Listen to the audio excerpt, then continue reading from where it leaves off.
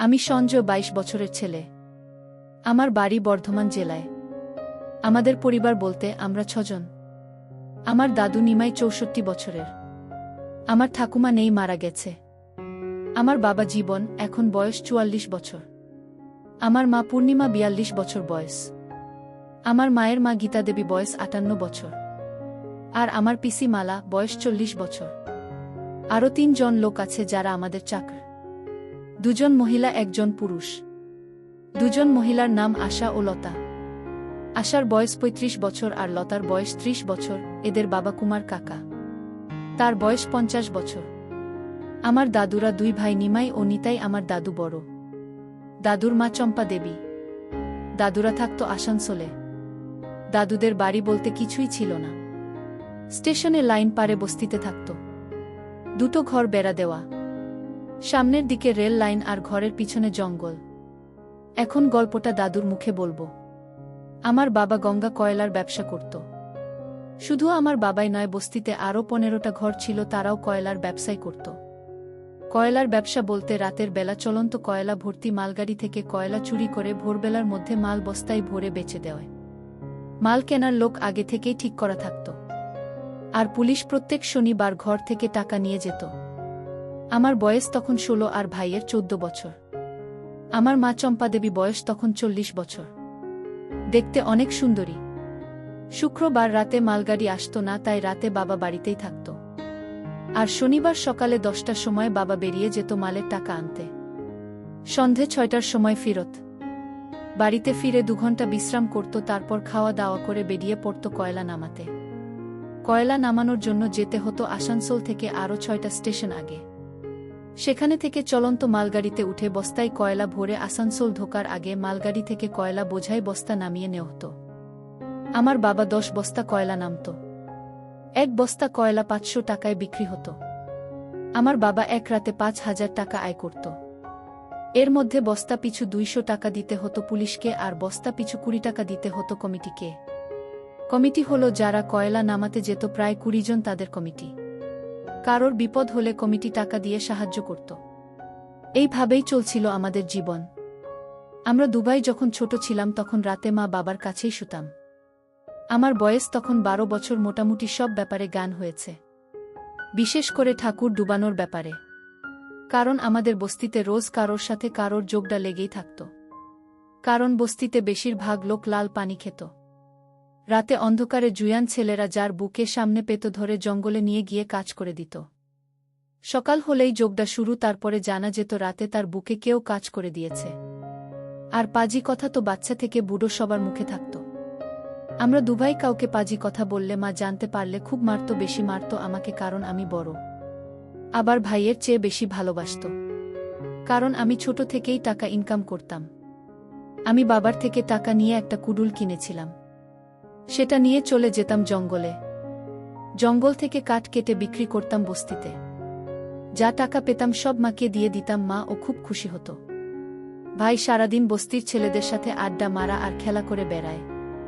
সেদিন ছিল শুক্রবার, বাবা বাড়িতে। আমি কাঠ কেটে বিকেলে ফিরলাম। বাড়িতে মাংস রান্না হলো। আমি আর ভাই খেয়ে ঘুমিয়ে পড়লাম। আমি জানতাম বাবা আজ শুধু মাংস না, লাল পানিও এনেছে। বাবা ছুটির দিনেই লাল পানি খেত, তাও বাড়িতে। আমার ঘুমিয়ে যাওয়ার পর বাবা মা একটা মাদুর নিয়ে বাড়ির পিছনে বাগানে চলে গেল। আমি ঘুমিয়ে পড়েছিলাম আর স্বপ্ন দেখছিলাম। আমি কাঠ কাটতে গিয়ে গাছ থেকে পড়ে যাচ্ছি। যখন নিচে পড়লাম আর আমার ঘুম ভেঙে গেল, দেখলাম চৌকিতেই শুয়ে আছি।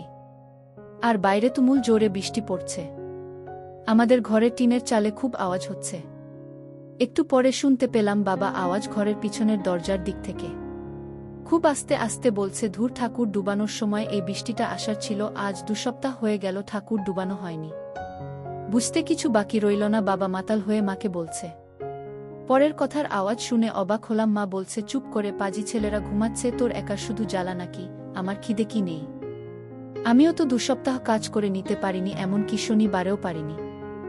আমি শনিবারে কথাটা শুনে চমকে উঠলাম। শুনে মাথায় প্রশ্ন এলো, শনিবার তো বাবা রাতে থাকে না, তাহলে কে? যাই হোক, মার কথা বাবাকে বলছে, চুপ করে এদিকে আয়, আওয়াজ করিস না, ছেলেরা উঠে গেলে আর পারবি না, আমারও কাজ করানো হবে না। এটাও বুঝে গেলাম মাও লাল পানি গিলছে। তা না হলে বাবাকে তুই তকারি করছে। কিন্তু অন্ধকারে কিছুই দেখতে পাচ্ছি না, খালি শুনছি। সকালে ঘুম থেকে উঠে দেখি নিচে কোনো বিছানা নেই। এটা বুঝলাম বাবা মা আগেই উঠে পড়েছে। বাইরে এসে দেখলাম ভালোই বৃষ্টি হয়েছে, তবে এখন কোনো বৃষ্টি নেই, রোদ জলমল করছে। একবার মনে মনে ভাবলাম আজ আর জঙ্গলে যাব না, আবার ভাবলাম বাড়িতে বসে কি করব। ভাবার কারণ বৃষ্টির দরুন গাছ পিছল থাকে তাই। সকালে খেয়ে বেরিয়ে পড়লাম, কুডুল নিয়ে বাবা চলে গেল কয়লার টাকা আনতে। আমি জঙ্গলের দিকে হাঁটা লাগলাম। হাঁটতে হাঁটতে ভাবছিলাম কাল রাতের কথা। খুব ইচ্ছা হচ্ছিল দৃশ্যগুলো দেখতে, কিন্তু কপাল খারাপ, অন্ধকারে কিছুই দেখতে পেলাম না। তবে যা অনুভব করেছি আর যা শুনেছি তাই বা কম কি। ভাবতে ভাবতেই শক্ত হয়ে গেল। এখন পরন্ত কোনো দিনও হাতের কাজ করিনি। যাই হোক, জঙ্গলে কাঠ কাটলাম। বাড়ি ফিরতে বিকেল হয়ে গেল। এইভাবেই কাটছিল দিন। কেটে গেল আরও 4টে বছর। পাল্টে গেছে আরও অনেক কিছু, আমাদের ঘর একটা থেকে দুটো হয়েছে। এই 4 বছরের মধ্যে কিছু কিছু ঘটনা যেগুলো আমার মনে দাগ কেটেছে। আমার প্রথম হাতের কাজ করা। আমি সকাল বেলা জঙ্গলে গিয়েছিলাম কাঠ কাটতে। যেখানটা কাঠ কাটছিলাম একটা বড় পুকুরের পাশে। আর এই পুকুরটাই বস্তির মহিলারা স্নান ও কাপড় ধুতে আসে। তাই এদিকে কোনো পুরুষ আসে না, আমিও কোনো দিন আসি না। আজ কি মনে হলো চলে এলাম। অনেক উঁচুতে গাছে বসে কাঠ কাটাচ্ছিলাম, হঠাৎ কুডুলটা হাত থেকে পিছলে গেল, নিচে কোথায় পড়ল উপর থেকে দেখতে পেলাম না। নিচে নেমে এসে কুডুল খুঁজতে লাগলাম, খুঁজতে খুঁজতে একদম পুকুরের ধারে চলে এলাম। পাশেই পুকুর ঘাট, মাথা নিচু করে খুঁজছিলাম। মাথাটা তুলতেই দেখলাম দুজন মহিলা কাঁধে গামছা নিয়ে ঘাটের দিকে আসছে। আমি মহিলা দুজনকেই চিনি, কারণ বস্তির সব ঘরেই আমি কাঠ বিক্রি করি। কালী মাসিমা, আরেকজন মোনা বৌদি। দুজন মন দিয়ে গল্প করছে। ওদের দেখেই আমি মাটিতে শুয়ে পড়লাম, ভয়ে যদি দেখে ফেলে। বস্তিতে আমার ভালো সুনাম আছে, কারণ আমি কোনো নেশা করি না আর ছোট থেকে কাজ করি। দেখতে দেখতে দুজনে একদম আমার চোখের সামনে চলে এলো। বৌদি ঘাটে বসে পড়ল আর মাসিমা দাঁড়িয়ে খুলতে লাগল কাপড়। এই প্রথম আমার একসেট মেয়ে দেখা। আমার শরীর পুরো পাথর হয়ে গেল, হাত কাঁপতে লাগলো, চোখের পাতা পড়ছে না। দুজন পুকুরে চান করতে শুরু করল। স্নান হয়ে গেল, দুজনে কাপড় ধুলো, তারপর গামছা দিয়ে গা মুছে চলে গেল। কিন্তু মাসিমার শরীরটা আমি ভুলতে পারছি না। ওইখানে হাতের কাজ করতে লাগলাম। শরীরটা হালকা হলো। বেশ কিছুক্ষণ শুয়ে রইলাম। তারপর মাথায় এলো কুডুল খুঁজতে হবে। উঠে খুঁজতে লাগলাম। পেয়ে গেলাম। কুডুল নিয়ে যা কাঠ কেটেছিলাম সেটা নিয়ে বাড়ির দিকে হাঁটলাম। জঙ্গল থেকে বেরিয়ে যেই সামনে তাকালাম, দেখি মা আসছে। আমায় দেখে বলল, কিরে আজ তাড়াতাড়ি চলে এলি? আমি বললাম, শরীরটা ভালো লাগছে না। মা বলল, কি হয়েছে বাবা, কোথাও লেগেছে নাকি? জ্বর এলো কিনা? কপালে হাত দিয়ে দেখল, না জ্বর নেই। আমি মনে মনে বললাম, আমি তো জানি কি হয়েছে। মা পিঠের হাত বুলিয়ে বলল, যাও ঘরে গিয়ে স্নানটা সেরে নাও, আমি পুকুর থেকে স্নান করে আসি, এসে খেতে দেব। মায়ের কথা শুনে চমকে উঠলাম। আমার মাথায় তো একদম আসেনি মা ও পুকুরেই চান করে। সঙ্গে সঙ্গে শক্ত হয়ে গেল। আমি ঘরে চলে এলাম, কাঠগুলো জায়গা রেখে একটু জল খেলাম। মাথা কাজ করছে না। না, মা এসে পড়বে, চানটা করে আসি। গামছা নিয়ে বেরিয়ে গেলাম। আমরা বস্তির পুরুষরা সব লাইনের ওপারে চান করতে যায়। অনেকটা হেঁটে যেতে হয়। একটা পাড়া আছে, গোটা 30 ঘর লোক একটা ছোট নদীর পাড়ে, নদীতে সব চান করে। চান করে নিলাম, গামছা পরে লুঙ্গি ধুয়ে গা ঢাকা দিয়ে বাড়ি ফিরছি। পাশে বাগান থেকে একটা আওয়াজ কানে এলো, মনে হলো ভাইয়ের আওয়াজ। বাগানে ভিতরে ঢুকেই যা দেখলাম, মাথা গরম হয়ে গেল। দেখি ভাই আর 4টে ছেলে বসে লাল পানি খাচ্ছে। আমায় দেখে ভূত দেখার মতো চমকে উঠল। বলল, দাদা তুই বললে দৌড় মারল। আর 4টে ও পালালো। ওদের আমি চিনি, আমাদের বস্তির ছেলে। আমি বাড়ির দিকে হাঁটা লাগলাম আর চিন্তা করলাম, মোনা বৌদি যা বলছিল সবই সত্যি। বাড়িতে এসে লুঙ্গি দড়িতে শুকাতে দিলাম।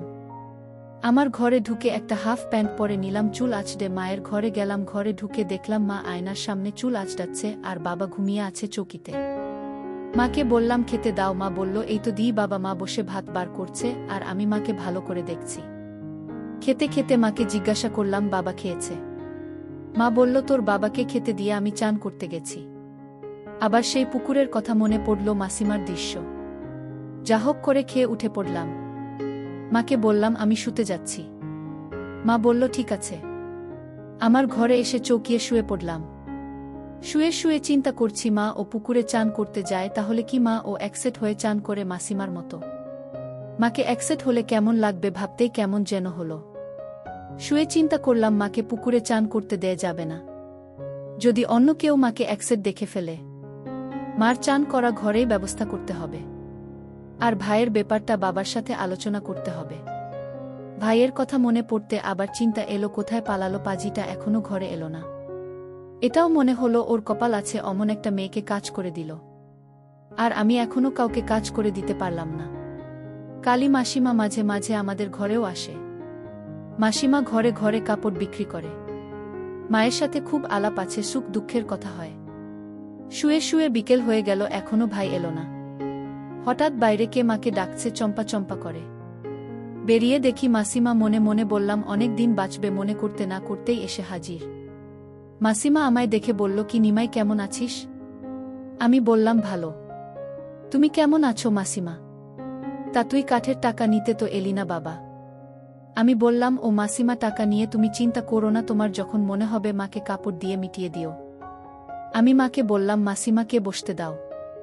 মা বলল, ঘরে এসো দিদি, একটু চা খেয়ে যাও। মাসিমা মাকে বলল, চম্পা একটা হীরের টুকরো ছেলে পেয়েছিস তুই।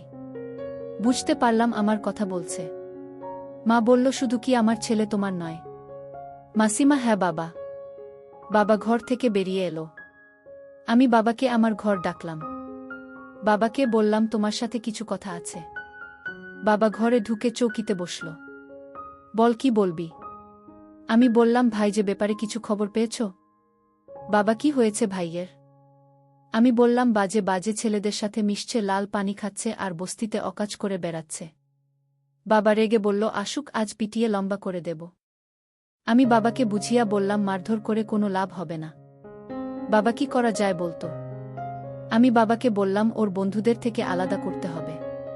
বাবা বলল, তোমার সাথে কাজে নিয়ে যাও, সারা রাত জেগে থাকবে, সকালে তোমার সাথে আসে ঘরে ঘুমাবে, বন্ধুত্ব সব ছেড়ে যাবে।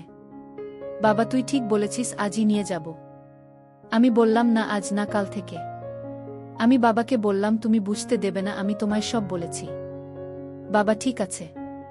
বাবা বেরিয়ে গেল কাজে। মাসিমাও চলে গেছে। আমি মার কাছে গিয়ে বললাম, মা, চা দাও। চা খেতে খেতে মাকে জিজ্ঞাসা করলাম, মাসিমা কি বলল? মা তোর খুব সুনাম করছিল আর তোর ভাইয়ের গুণগান করছিল, আর বলল কালিদি তোকে একবার ওর ঘরে যেতে বলেছে। আমি বললাম, কেন? মা বলল, ওই সামনে মঙ্গলবার তোকে নিয়ে হাটে যাবে। আমি বললাম, কেন, আমাকে নিয়ে কেন? মা বলল, আমি জানি না, তুই জানা গিয়ে জিজ্ঞাসা কর আমায়, এত বোকাশোনা, আমার মাথা গরম আছে।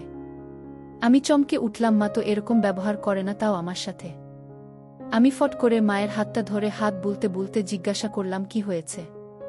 আমার কাছে বসিয়ে মা একটু ঠান্ডা হয়ে বলল, এক ছেলে হীরের টুকরো আর একটা অপদার্থ।